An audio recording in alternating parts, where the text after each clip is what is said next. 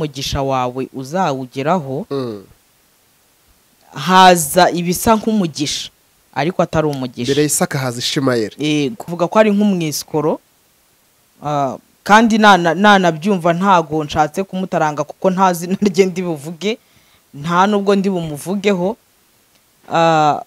Niyo mpamvu nkubwiye ngo iyo umugisha wawe ujya kuza habanza kuza ibisa n'umugisha. Ngewe Christine nagiye mpura n'ibikomere by'ubuzima, ngira urushako rubi, umutima wanjye urangirika. Rero ngezaho numva ko nakongera nkagira urugo, hagenda haza ibisa n'umugisha ariko atari umugisha wanjye. Ngira muri kesi y'amadeni hahandi na n'iyi saha nkiri kwibaza, ariko ndavuga nti impamvu kare kabayeho cyangwa Imana yemeye ko kabaho nuko yari izi neza ko uyu nguyu atari wo mugisha wanjye. Nta rugo mfite, nta mugabo mfite, kuko urushako rwa mbere rwaranze imyaka 7 irashize. Yego. Noneho rero aza ari umuntu uri sharije y'ibintu byose, nk'umuntu uzashaka umugore. Sharije kubyo ukeneye wowe? Yego. Kuko ndibuka ko n'ikiganiro nakoze kuri TUT twari turi mu mashimwe na Ntambabazi. Hari umuntu watanze 3 miliyo ajya kunyicisha. Yego, ndizera ko mumeze neza cyane mwebwe mudukurikiye, tubifurije amahoro y'Imana kandi mukomeze murindwe n'Imana cyane. Umucyo w'Imana barasire, kugirwa neza n'Imana bigwire muri mwe, Imana itembesha amahoro menshi mu buzima bwanyu, kandi mukomeze kumva ihumure cyane ko Imana ibakunda urukundo rwinshi dusumba cyane rwo mwakwikunda, ibazi birenze uko mwizi kandi abamenye kera. Turi kuri TUT tubajyaneyo ubwuzu, aho tugira ibiganiro bitandukanye by'ivuga butumwa ndetse no kwita ku bababaye, kubasura mu makuba yabo, cyane ko ariko Bibiliya ibyanditswe. Kuri kamera turi kumwe na Christine. Ndagira ngo mwakire. Uraho neza Christine? Muraho. Amakuru ni meza. Umeze neza? Ya, ndashima Imana. Kuri uvuga gahoro cyane, bimeze gute? Ni ibisanzwe bya Christine. Amen. Amakuru y'iminsi mu rugo, mu buzima bihagaze gute? Nta kibazo, umeze neza? Turaho, turashimira Imana. We corona byagenze gute? Inkingo warazifashe? Narazifashe zose. Hari abantu badashaka gufata inkingo kuri uno munsi, bavuga ati reka harimo antikristo, harimo ibiki, biriya bintu bivuga iki Christine? Kandi bavuga ko bizera, nyine biterwa n'ibyo bizera. Buriya kwizera kwacu kurarema. Yego. Kandi ikindi muri Bibiliya ndibuka ko harimo ijambo rivuga ngo uzatinye igihiga umubiri kigahiga n'ubugingo. Ubwo rero buri wese n'imyumvire ye, ariko mu rwanjye ruhande ntago wakagombye gutinya kwikingiza corona cyangwa kwiteza ziriya nkingo, kuko zirareba umuntu wese. Ntago bavuze ngo ni Christine cyangwa ni runaka, ahubwo no umuntu wese, kuko nta muntu we corona igitinya, nta nuwo yigeze itinya, abe mu bana, abe mu bakuze, abe mu rubyiruko, corona hose yari ihari. Rero kurwiteza ni inyungu yanjye, ni inyungu yawe, ubundi tugakomeza ubuzima cyane. Ntago ubundi urukingo ntago rufata ntago rufata ubugingo cyane, ntago barutera ngo rujye mu munyabugingo, akomeza ari umunyabugingo. Ubugingo ni buzima. Hari umupasiteri arimo yivuga ngo baramutenga agiye ngo kuzura umwuka birakunda, yongeye kumva kuhanura biraje, aravuga ati ntacyo bitwaye. Hari umuntu baruteye, hari urumva ni ikibazo cy'imyumvire. Tugushime ko ngiye kubana natwe hano kuri TUT. Imana iguha umugisha. Ndagira ngo banze ushima Imana, ushima Imana. Ubona ikiganiro Gisenge bajya kugikurikira bose kugira ngo bumve ubuzima n'ihumure rikomoka mu byanditswe byera. Yego, turagushimye Mwami Imana, uri Imana yo kwizerwa, uri Imana yo kwiringirwa. Turi imbere y'iyi kamera, Umwuka Wera atuyobore, ntaba ari twebwe, ahubwo izina ryawe rihabwa icyubahiro. Abazakurikirana iki kiganiro cyangwa iki cyigisho kizabakomeze, kibabere ihumure muri uru rugendo turimo, kandi umuntu wese ndamwifuriza gutabarwa n'Imana mu gihe cyose uhagazemo.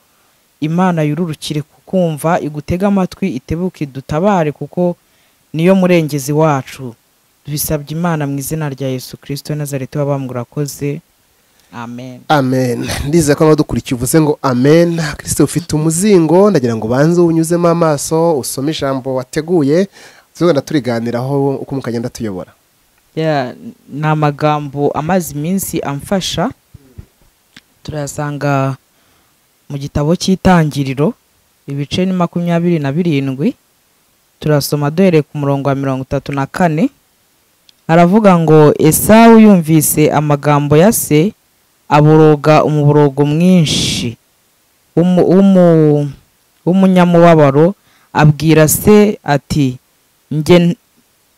nge nanjye mpesha umugisha data wambyaye. Aramusubiza ati murumuna wawe yazanye uburiganya yiba umugisha wawe. Nahangaha yiba umugisha wawe. Murumuna wawe yazanye uburiganya yiba umugisha wawe. Aha, ise ngira ikibazo rero. Ese birashaka ko umuntu yakuba umugisha wawe? Ise mbitekerezaho dushinye kuri iki cyanditswe ko ari uhera kuko harimo ikintu cy'umugisha. Hari umugisha Imana yari afite wa Esawu yagomba guhabwa umwana w'imfura, Yakobo arariganya. Ariko tubuze n'ubuzima abantu babaye mu bino minsi, usanga abantu hari ukuntu bashaka kuriganya imigisha y'abandi bakanabigerageza. Bibaho cyane. Buriya Imana iyo yagusezeranyije umugisha ntabwo ushobora kuwugeraho utarwanyijwe, nta nubwo ushobora kuwugeraho benshi batashatse kuwukunyaga. Ariko isezerano Imana iba yaraguhaye cyangwa se umugisha Imana iba yaraguhaye, nubwo bawurwanya gute, nubwo barasa cyangwa se bakarwana inkundura, byange bikunde wa mugisha ubuzakugeraho. Yego baragukerereza ariko byange bikunde uwugeraho. Uyu rero wariganyijwe umugisha na murumuna we, ntabwo ari uko umugisha utari uhari, ahubwo nuko iteka ryose iyo turi imbere y'Imana idusezeranya ibyiza, ariko Satani nawe akaba ari aho hafi akashaka kurwanya bya byiza kugira ngo tutazabigeraho. Ariko kuko tuzi neza ko Imana irusha amaboko Satani, nta kabuza wa mugisha uraza uwugeraho. Yego. Hari abantu badukurikiye bahuye n'iki kintu gisa n'icya Esawu, Satani abariganya imigisha yabo. Ndagira ngo ahantu hatinde kuko hari umuntu utabyumva akavuga ati niko Imana yabishatse, niko yabitekereje, akumva nk'ibisa, akumva ko nta mbaraga zabimuriganyije, akumva ko ngo byagombaga kuba. Oya, ntago gusa no mu gitabo cya Yobu, Satani yarazerereye mu isi abona ko Yobu yubaha Imana. Arangije Imana nayo ikajya imwirata. Buriya Imana iratuzi. Yego. Muri uko kumwirata arangije Satani ati buriya uramutse umpaye ubugingo bwe yakwihakana. Ariko Imana kuko yari izi umutima wa Yobu, iramubwira ngo nguhaye ibintu bye byose, ariko nkubujije iki? Nkubujije ubugingo bwe. Rero n'umugisha Imana iba yaraduhaye, Satani araza akawurwanya, akabwira Imana ati nubwo umuhaye, ushaka kumuha kiriya ariko azakuvaho, ntazakugumaho, akahagarara akarwana intambara akagira gute. Ariko byange bikunde Imana ibona kugeze kuri rwa rwego utayihakanaho, wa mugisha irawuzana. Iyo uwuzanye rero Satani ahita aca ruhinga inyuma, akajya noneho kujya kurwanya wa mugisha unawicayemo. Iyo awurwanyije rero, iyo ubaye maso ugakomeza ugasenga Imana, ntabwo upfiramo, ahubwo Imana iravuga ngo kubera ko uyu mugisha nawe umuhaye, ntanteshukeho ntamveho, ngiye kumuha n'undi mugisha. Noneho Satani nawe, kandi ntabwo Satani aza ngo abe ari we ubikora, ahubwo nk'uko Yakobo yariganijwe umugisha na Esawu, natwe tugira abantu mu buzima bwa buri munsi. Icyo ngiye kuvuga ko ngo uyu mugisha uganwa n'abandi, Satani akoresha abandi. Akoresha iki kugira ngo abe yaturiganya wa mugisha Imana yatugene? Niho warugeze. Akoresha abantu. Kuko ntabwo Satani azaza mu isura ye ngo aze kurwanya Christine. Azakoresha we Patrick turi kumwe, tuziranye, dufite aho twasenganiye, dufite aho twagendaniye. Ariko Imana nabivuga yumva, ndimo byumva. Exactly, nibyo nari ngiye kuvuga. Hari igihe tuba turi nko ku musozi Kanyarira, tukaba turi mu cyumba runaka, Imana ikavuga ngo Patrick ngiye kuguha iki, ngiye kuguha imodoka, ndinze ubugingo bwawe, nkuyeho ibi n'ibi. Noneho kubera ko Christina mfite ishyari muri nge cyangwa mfite umutima uhagaze muri nge, kuko hari abantu binjiye mu nzu y'Imana baza baje gushaka imigati, ntabwo baje gushaka ijambo ry'Imana. Noneho nge nkahita ntangira kujya mu bandi, muri za nshuti zacu, nkatangira kugira gute kubivuga, nkatangira kubirwanya, nkatangira kubijyana mu bapfumu, nkatangira gushaka no kukugambanira ngo babe bagukura mu mubiri, kubera yego. Rero icyo nkundira Imana, iyo ubona ko urengana irahakusimbutsa, irabagusimbutsa, ikabaguhisha. Niyo mpamvu bakakubura kandi uhari. Buriya Pasiteri Munezero ndamukunda, ku wa gatanu ushize yadusuye iwacu, aratubwira, aduha ijambo rivuga ngo uyu munsi usaba Imana kongera kubana nawe bundi bushya, usaba Imana kongera kuba iruhande rwawe by'ukuri. Naje nsanga iyo uteshutse gato ukava ku Mana ushobora gupfa, kandi ugapfa mu buzima bubi. Kubera iki? Ba bantu bari kukurwanya, hari igihe umutima ucika, ukumva urananiwe, ukumva nta byiringiro, ukumva niyavuganye nawe ntibishoboye. Kubera iki? Kubera za ntambara Satani ari kukurasaho kugira ngo akunyage wamugisha. Iyo ubaye maso rero ukamenya ko urugamba ari aho ngaho rushyuhiye, nawe ukaza isengesho, ukabwira Data wo mu ijuru uti nkeneye kurengerwa nawe. Hari abakora amakosa yabona afite abamurwanya, barwanya bamugisha n'akabarwanya mu buryo bufatika, ugasanga abonetsemo za ntambara za hagati yabo bombi kandi watazi ko ari imbaraga za Satani zimurwanya. Icyo ndimo ndavuga, asanga Imana mu mugisha uhagurutse kuwurwanya, nanjye nkakurwanya, kandi nagomba kurwanya nsenga. Nicyo yari ugezeho. Buriya rero hari ibintu tutajya tumenya.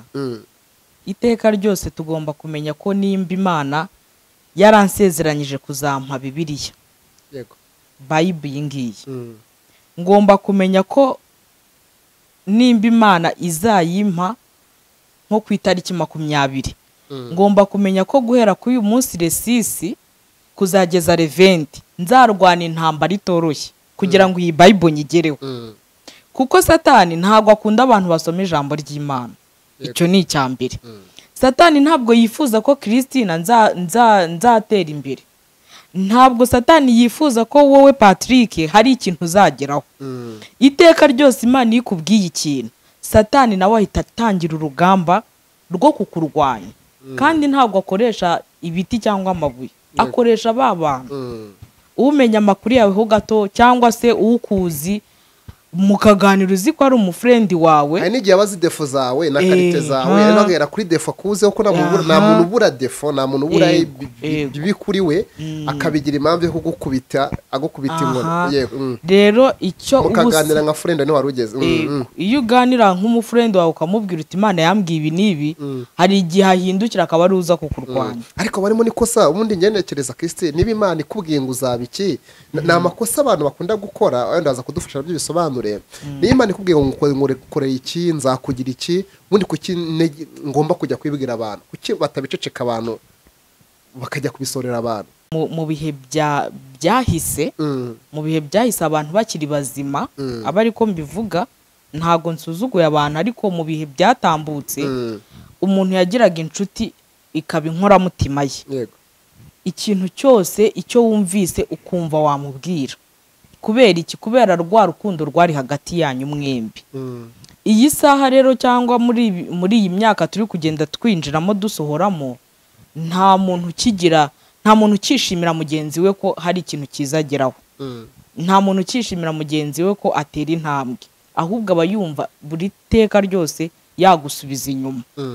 Rero ibi bintu ariko biri kugenda bicika, kuko nimba tuganiriye ukamena amabanga yanjye ari we naganiriye, ejo ntabwo nshobora kongera kukugirira icyizere.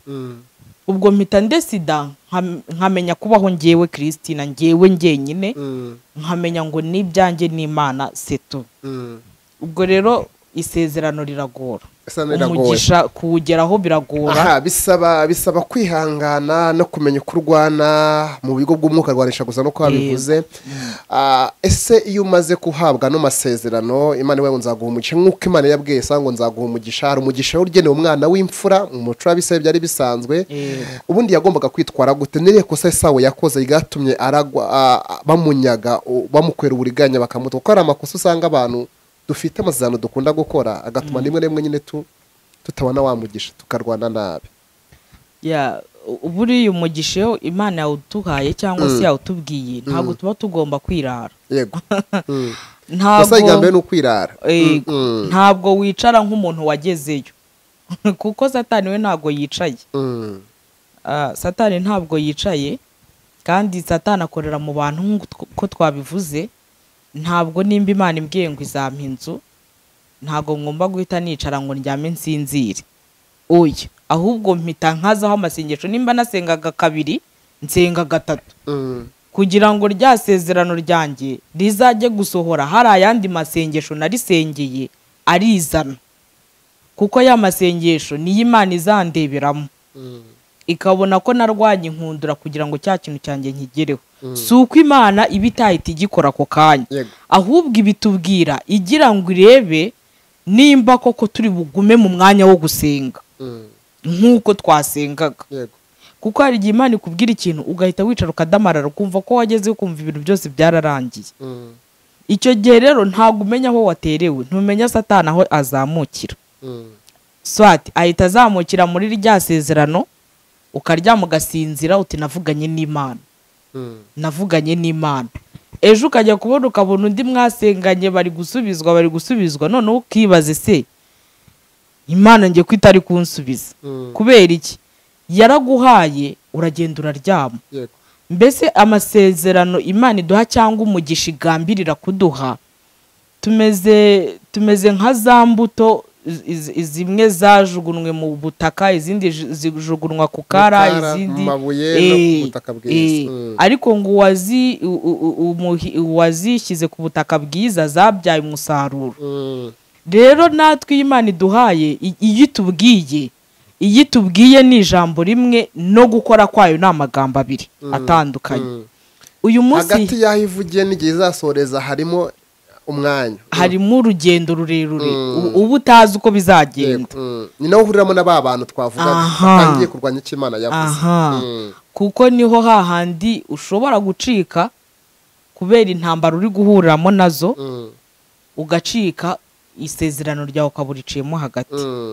Imana ikakwihorera.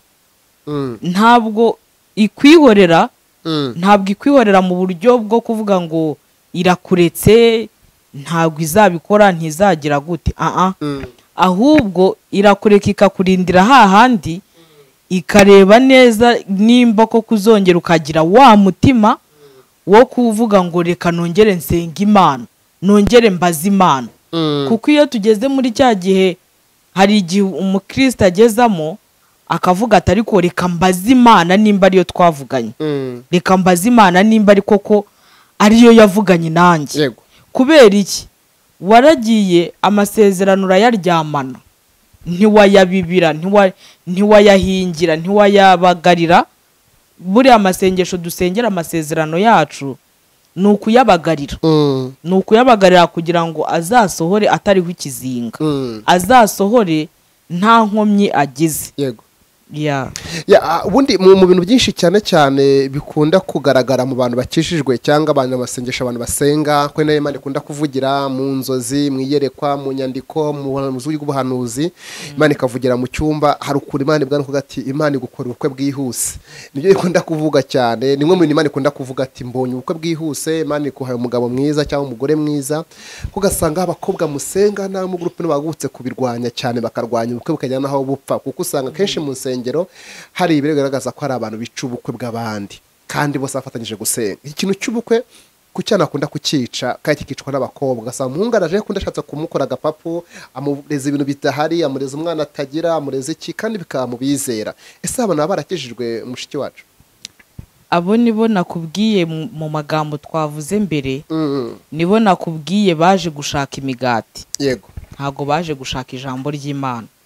kuko umuntu wamize ijambo ry'Imana ntabwo agira uburiganya, umuntu wamize ijambo ry'Imana ntabwo agira uburyarya, umuntu wamize ijambo ry'Imana ntabwo agira amatiku muri we cyangwa se ngo arwanye icyiza cya mugenzi we, ahubwo ijambo aba yaramize muri we aba hafi ya mugenzi we, ukamuba hafi, nimba ari intambara ari guhura nazo ukazimenya, akaba ari wowe umugira inama, akaba ari wowe umushyigikira, akaba ari wowe umubera ijisho.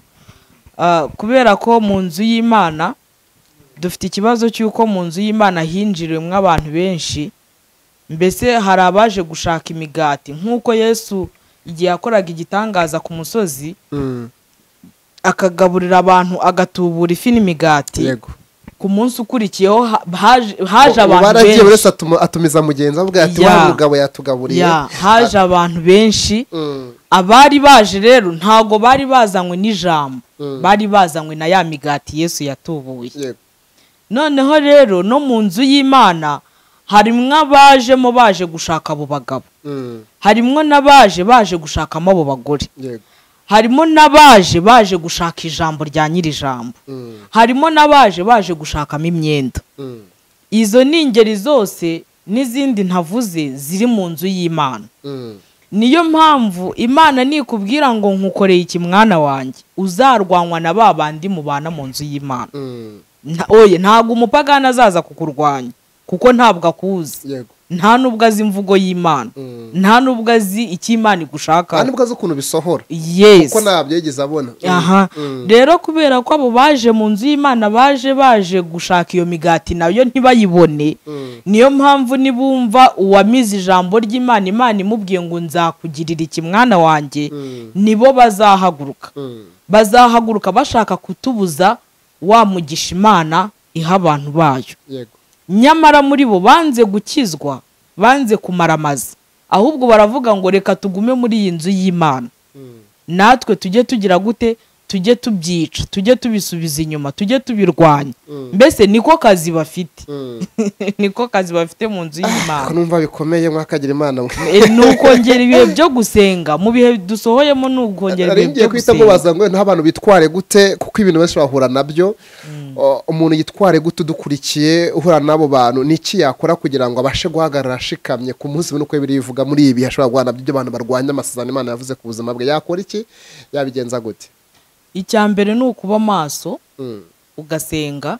Mu minsi ishize hari ahantu narindi nagiye mu ivugabutumwa, umuntu atwigisha akantu karancengera, aratubwira ngo aho Imana iguhereye amasezerano ntabwo ariho bayasengera.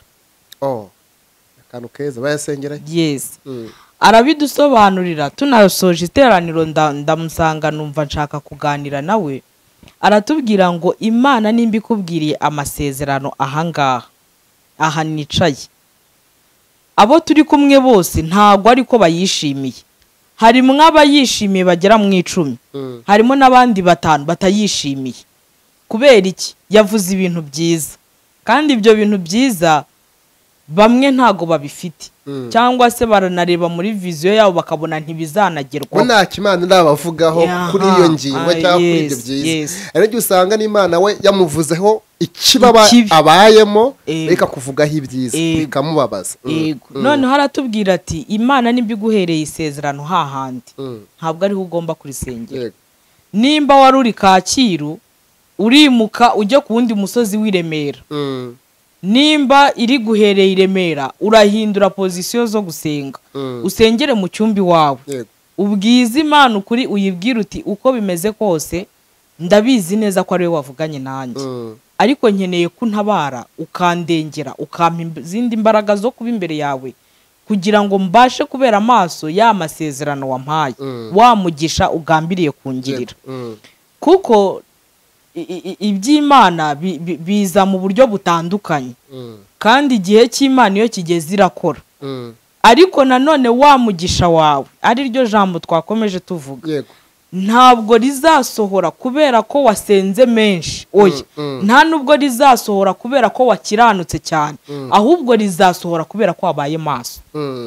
arahita yibaza ngo ndaba maso gute rero uno muntu udukurikiye. Kuba maso ni ukuba maso ukamenya aho Imana yakubwiriye ikintu ko atariho ugomba gukomeza ugisengera, kuko niho hari ba bandi bazanywe n'imigati, niho hari ba bandi bashaka kutunyaga imigisha yacu, niho hari ba bandi Satani azakoreramo bakajya baturasa, bakaturasa turi mu nzu y'Imana, ari naho isezerano Imana yari guhereye.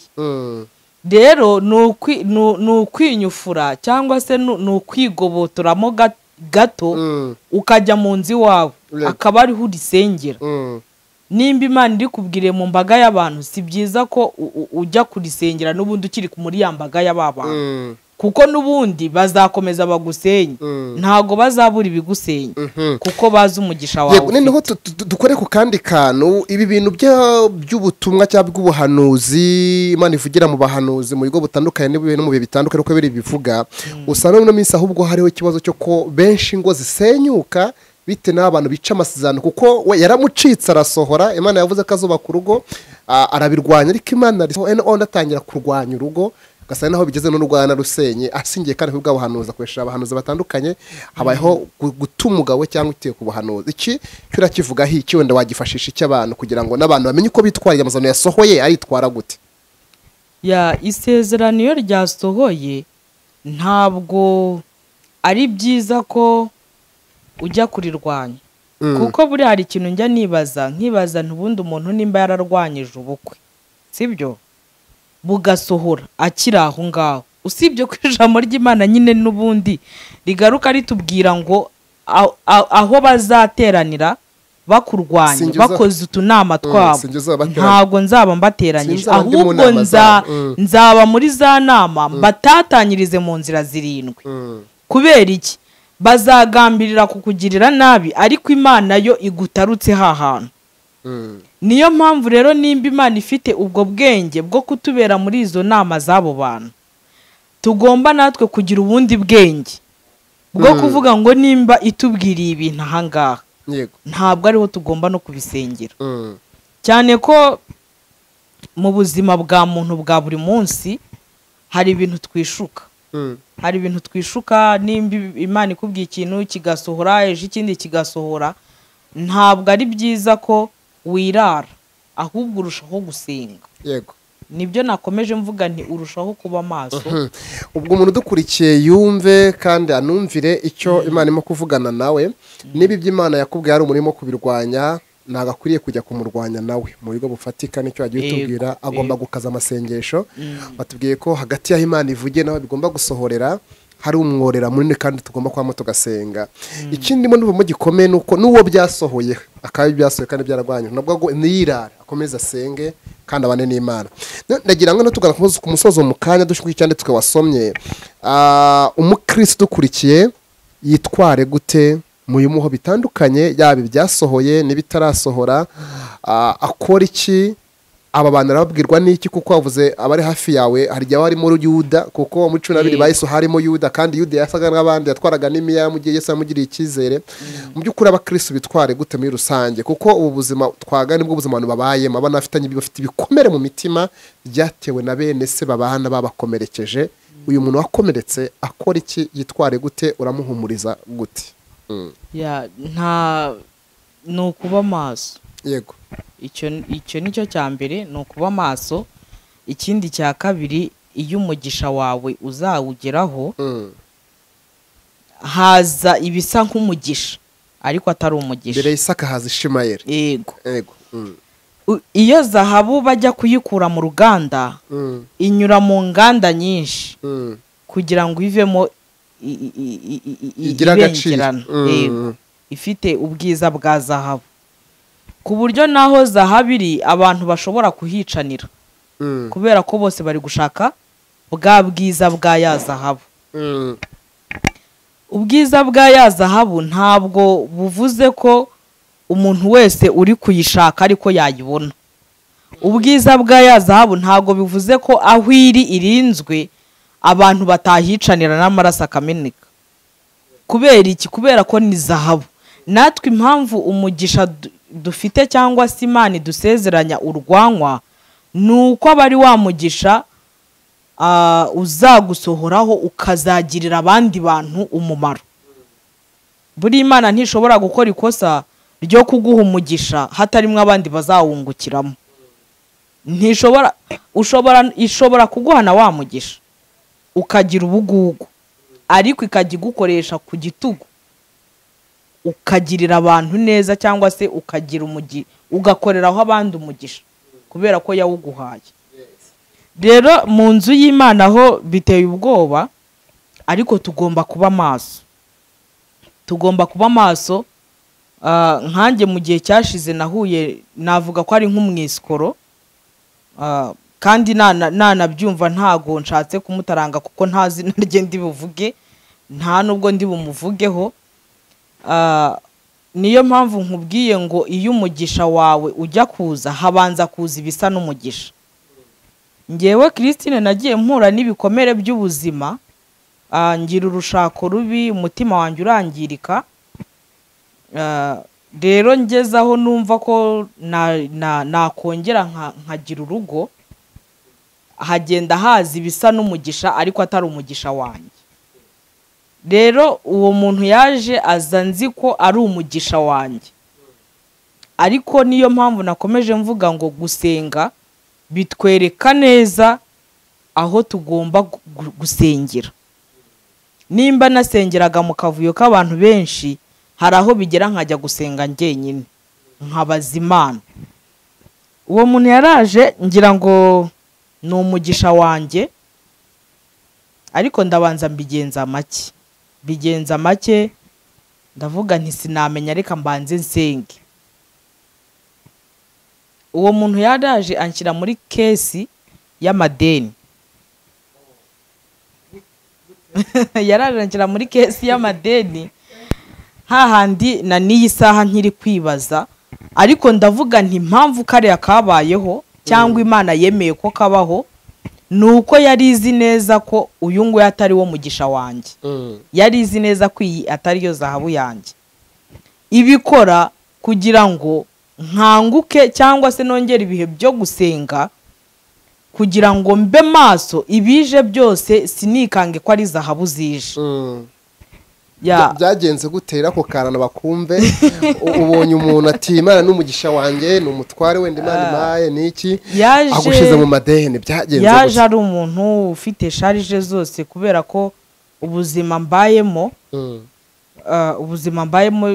nta rugo mfite, nta mugabo mfite, kuko urushako rwa mbere rwaranze imyaka 7 irashize. Yego.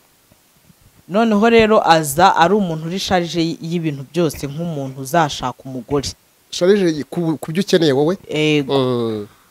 Kuko ndibuka ko n'ikiganiro nakoze kuri TUT twari turi mu mashimwe na Ntambabazi, ariko ntago nari nzi ko ari umuntu uje kunkinishiriza umutima. Gusa ntago nabyinjiyemo cyane ngo ndengere, kuko ibikomere nagize ntago binyemerera kubona umuntu wese ngo mpite muha umutima wanjye burundu. Yaraje rero anshyira mu kintu cyitwa amadeni, anshyira mu nzu nziza, ndamushimira. Ibintu byose arabikora, ndamushimira, ariko bigeze hagati akajya abwira nyir'inzu ngo nzayaguhera rimwe. Bigera mu mafaranga 600,000. Uribaza umuntu gufata nka Christine muri bwa buzima, udafite akazi, ubeshejweho n'ivugabutumwa, ubeshejweho n'ijambo ry'Imana. Ariko iyi Mana niyo mpamvu nakomeje mvuga ngo umugisha wawe nta hantu ushobora kujya, niyo umuntu yawurwanya ariko ntushobora kugucika. Nabonye ko bigiye kumbabariza umutima. Icyo gihe yakubwiraga ngo iki, bagavugana na nyir'inzu we, wamubazaga akakubwira ngo iki wenda inyuma? Yanjye yabwiraga ko nta kibazo, ariko utuntu yagendaga akora twanyerekaga ko afite ibindi bintu arimo. Yego. Hari ukuntu buriya no gukura ni byiza, no kumenya ubwenge ni ikindi. Ngewe nabajije Imana ku ruhande, mfata ibihe byo gusenga, mbwira Imana nti mana ubu bonane nzayirya gute ndimwe amadeni. Numvaga ari ikibazo kiremereye umutima wanjye. Yego. Ni bonane nzayirya gute ndimwe amadeni, numva ni ikintu kindemereye mu mutima. Kandi mu by'ukuri ntago njya nkunda kuvuga iyo nicaye imbere ya kamera, n'abantu benshi b'isi yose baba bareba, ntago njya nifuza kuba muri ba bisikoro baza kwisikoroka ku macano. Sinjya nanabyifuza kuko nta n'umugisha bigira buriya. Njye mvuga Imana nabonye, nkavuga Imana yakoze kuri njye, ntago mvuga Imana ya runaka cyangwa se iyo numvise ahandi. Nagiye gusenga icyo gihe ku itorero ryacu mu Rwanda hose, hari amasengesho y'iminsi 3 yo gusengera igihugu, gusengera abakristo, itorero. Muri aya masengesho y'iminsi 3 nari mfite mwayo marira. Mfite mwayo marira, mbwira Imana nti ndashaka kunyereka ikimenyetso cy'ibyiza cyuko nagukoreye, kuko ndumva umutima wanjye wenda guturika. Mbwiza Imana ukuri. Umuvugabutumwa bari batumiye araza asanga hano nicaye, arambwira ngo Imana ntizigere gukoza isoni, ngo aho wari wiringiye inzira ntabwo ariho Imana inyuze gutabara. Ndataha numva biranavivuye mu mutima, ariko numva nyine ko niringiye Imana, kuko mu bintu bibaho bidukomeza abakristo mu rugendo nuko twizera Imana, kandi tukayizera tutayibona, tukayizera atari uko yaje ngo yicare mu ntebe tuganire, ahubwo tukayizera kuko tuzi ko ikora kandi ibasha gukora cyane ibyo twebwe tudatekereza. Imbwiye gutyo naratashye, ngeze mu rugo ku wa 5 wa bonane, mbwira Imana ntubejo nzajya mu rusengero koko mfite ayahe mashimwe. Nibutse Imana imirimo. Buri umukristo ufite imirimo ntabwo ashobora gupfapfana. Igikuru kibaho, nabwira umuntu wese ukorera Imana mu by'ukuri, adafite uburiganya, adafite guca hirya no hino abeshya Imana, ntabwo umukristo nyakuri usenga by'ukuri, ntabwo wakagombye gutakariza Imana icyizere. Ndazijoro mbura amahoro, kuko akenshi 8 saa 9 mba ndimo ndasenga. Bigeze saa 9 z'ijoro, saa 9:40, ego ni umushuti wanjye cyane, nawe aho ari ndamushimira cyane. Arambwira ati kuraye wicaye, ariko ubwo tukaba twaraganiriye. Nageze aho numva umutima wanjye urababaye, numva namuganiriza. Uwo mushuti we wundi atari wa wundi n'uwundi. Yego. Ndamuganiriza, ndamubwira ikibazo uko kimeze, arangije arambwira ati humura komera umutima, ati ni ibintu biba bishatse kubaho ariko humura. Saa 9:40 n'uburisite ndayifitemo hariya, ya mafaranga yarayanyishyuriye. Imana imumugisha. Yarayanyishyuriye n'ibintu byarenze ubwonko bwanjye, numva birandenze. Nsanga Imana itamenyerwa. Yego. Nsanga Imana ahubwo ngomba kuyifata nkayikomeza, nkayigumaho, kuko nta handi nakura uburengezi. Muri icyo gihe yanshyize mu madeni, mpita mbona ko ejo n'ejo bundi nshobora kuzasebera kuri uwo musozi. Nshaka inzu y'ubushobozi nshobora kuzajya mbona kwishyura. Ndangije rero birangira gutyo, anagira n'ikibazo cy'uko babikoze. Ntiyishimira ko ibyo bintu byabayeho, ahubwo biramurakaza. Ndavuga ubu ni Satani wari wagukoresheje kugira ngo uzansebye, ariko nkorera Imana. Iyo ukoreye Imana utayiryarya ntabwo ishobora kugukoza isoni. Amen. Rero mu buzima tubaho, njya nkunda kubibwira abantu, umuntu uvuge neza Imana ntabwo ushobora kugukoza isoni. Nageze ubwo nicuza, ndavuga ese Imana niwe nkorera, niwe nakoreye, ariko nsanga Imana utapfa kuyimenyera. Umugisha yakugeneye ntabwo ushobora kurenga. Urumva wawe yaje kunshyira muri kesi y'amadeni, ariko asanga Imana yantambiye ibitambo. Imana ishimwe. Ifite izindi nzira yanyuze.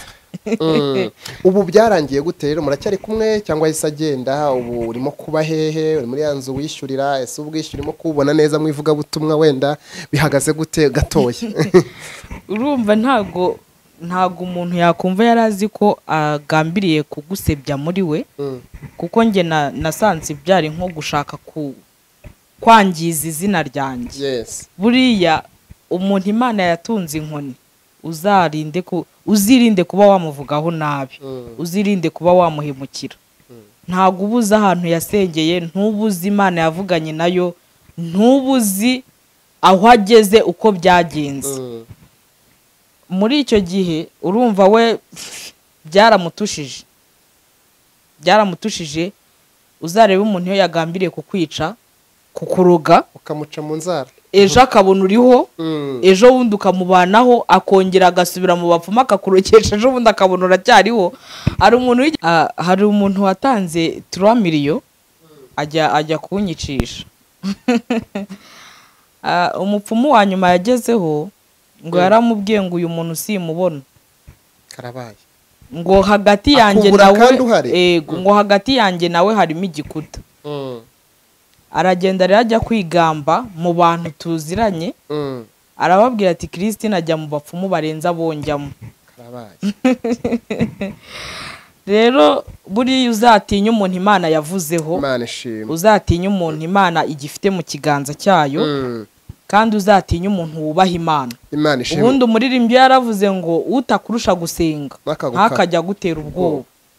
Ese uwo muntu yaguhoraga iki? Yateye miliyoni 3 ngo akwicishe kubera iki yaguhoraga icyo? Niba atari ibanga ariko buriya hari ubuzima tuba twaragiye tunyuramo bwinshi. Umuntu akakubona akumva ntagushaka, umuntu akumva ntagukeneye, kandi ntimurarana, ntimusangira, nta nubwo unamusaba, ariko akumva arashaka kukuziza ukuri. Nk'uwo muntu nta biganiro birenze twagiranaga, ntacyo twapfaga, nta mugabo we wenda navuganaga nawe ngo mvuge wenda ngo yanzizaga ko natwaye umugabo we, ariko natunguwe no kumva ibyo bintu. Kandi burya ikintu umuntu yivugiye, ikintu umuntu yivugiye kiragora kukigarura. Byampaye isomo rero, bimpa gukanguka, amenya ko ndi uw'agaciro imbere y'Imana. Niyo mpamvu nta kintu kijya kintera ubwoba. Nawe ngwaje mu kanya ngo uyu munsi uhagaze gute? Urimo kuba he? Ese iki ndimo gukora cyari mu ivugabutumwa nyuma yo ko amaragiye guhemukira ariko Imana ikagutabara? Urimo kubasha kwishura ubwishyu, buhagaze gute niba atari ibanga Christine? Ndaho ndacyarindiriye Imana, kuko n'ubundi mu gihe cyashize baroze resitora yanjye ukwezi kumwe n'igice, yari irimo 1,200,000. Ubwo rero n'ubundi niyo mpamvu nakubwiye ngo umugisha Imana ikubwiye umunsi ku itariki 6 kuzageza kuri 20 hacamo umworera, kugira ngo wa mugisha uzawugereho haba hagomba izindi mbaraga, gusenga no kuba imbere y'Imana cyane. Ubwo ngenda ndwana n'ibyo byose mfite isezerano ry'uko Imana yambwiye ngo izampa imikorere. Ubwo rero kugeza iki gihe ndacyayitegereje. Iciye inzira nakora, kuko njye mba numva mbonye n'ibihumbi 100 nacuruza, kuko ntago wabura ikintu ukora. Ariko hamwe no gusenga Imana ndacyayitegereje. Imana ishimwe ko uyitegereje, kandi ibyo yakoze birakomeye kuruta ibyo yakora, bizakora n'ibindi, cyane ko yakurinze n'izo ntambara zitandukanye. Hari ubundi butumwa ufite by'umwihariko ku mutima wabwira abadukurikiye? Icyo wababwira kindi kiri ku mutima, ukajya tugafata umwanya wo gusenga, tunasengera n'abantu babashaka kuba baca mu bintu bikomeye bisa n'ibyo waciyemo cyangwa urimo gucamo, tukajya kugira umwanya wageze wo gusenga. Ariko nari ikintu ufite ku mutima wavuga, wakivuga? Ikintu mfite ku mutima ni ukubwira abantu ngo ibihe barimo babe maso, kandi igihe kikugira uwo utari we, igihe kikugira uwo utari we, kirakubeshyera. Igihe kikugira uwo utari we, ariko iyo ufitanye isezerano n'Imana uhagararamo neza, cya gihe ubwacyo kikazongera kikagusobanura. Uriya Pasiteri Mutesi nkunda amagambo agira, niwe ujya ukunda kuvuga ngo ntukajye wisobanura mu gihe urimo, ahubwo jya urindira igihe kizagusobanura. Uravuga Pasiteri Mutesi, uramukunda cyane? Ni umushuti wanjye. Gira icyo umubwira nta kibazo, gira icyo umubwira arabizi ko ikiganiro kibazo. Oya, arabizi ko mukunda. Arabizi ko mukunda, nkunda amagambo y'ubwenge agira. Agira amagambo y'ubwenge. Rero ikindi nabwira abantu ni ukuba maso. Iyo Imana iguhaye umugisha cyangwa se ikugambiriyeho icyiza, kizarwanwa. Uzahura n'ibintu bikurwanya byinshi, nubwo wahura n'intambara nyinshi, nubwo wahura n'ibikomeye, ujye umenya ko uri kurwana n'isezerano, uri kurwana na wa mugisha. Ugomba kuba maso, ahubwo ukarwana intambara neza, ukazihagararamo neza muri cya gihe cyawe, kugira ngo ejo umugisha wawe nusohora uziruhutse, uzicare wiruhutse, uvuge ngo burya nubwo byari bimeze kuriya, ni iki ngiki nashakaga kugeraho.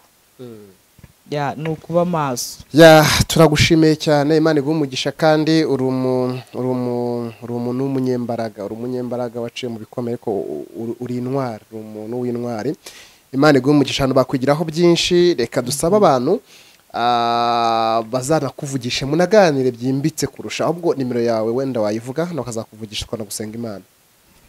Nimero yanjye ni 0788258738. Wakongera rimwe?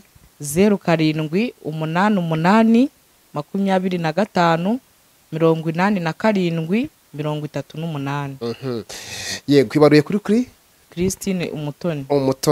Kizagira ngo tugire umwanya wo gusenga Imana, tunasengera abantu muri rusange. Ibintu waciyemo bikubaho cyangwa byakubona, abantu badukurikiye bari hafi na kure, bari muri iyo confusion, muri iyo confusion y'ibyo bintu biza byita ba Isaka ari ba Ishimayeli, bakaza gutwara umugisha, tubana ba Yakobo batwara imigisha yacu, baturiganya. Ngira ngo ufate umwanya wirekure usengera abantu, uko Umwuka kuyobora. Uhawe ikaze. Murakoze cyane. Reka dusenge Imana.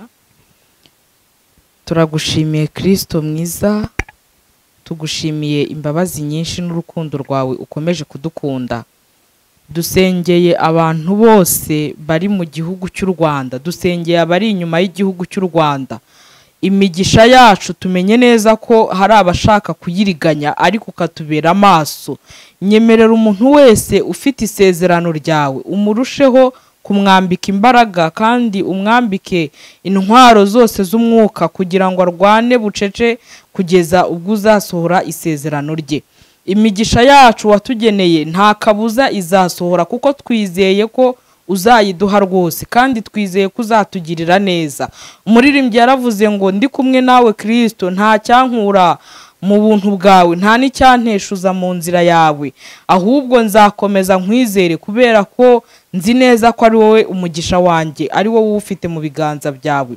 Dukomeje kukwizera Kristo mwiza, kandi dukomeje kugutega amaso no kuguhanga amaso, kuko ari wowe gutabarwa kwacu guturukaho. Nta handi kuva usibye mu ijuru, niwe twiringiye kandi niwe twikomejeho. Nyemerera umuntu wese uzumva iki kiganiro kizamukomeze, kizamuteza intambwe, kandi azabashe gukomerera mu bihe ahagazemo.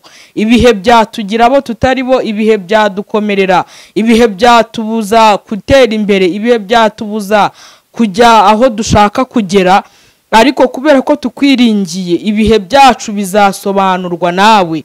Nyemerera umuntu wese uhagaze mu gihe kitari cyiza, umubere Imana, kandi umukomezereze mu buntu bwawe. Umushikameho, umukomeze, umwagure mu buryo bw'umwuka, kandi umukomereze mu ijambo ryawe, kuko ijambo ryawe niryo twiringiye tubaho, kandi ijambo ryawe niryo wahumetse turakomera. Niyo mpamvu natwe dukomeje kukwiringira no kuguhanga amaso, kugira ngo utebuke uturengere, utugirire neza. Abari mu bihugu bya kure, abarembejwe n'uburwayi, abarembejwe n'ibibazo bitandukanye no mu gihugu cyacu, intambara ziri ku isi hose, Mwami, nyemerera uturengere, utugirire neza, ukize ubugingo bwacu, kuko ari bwo buzakubona. Tubisabye Imana mu izina rya Yesu Kristo, amen.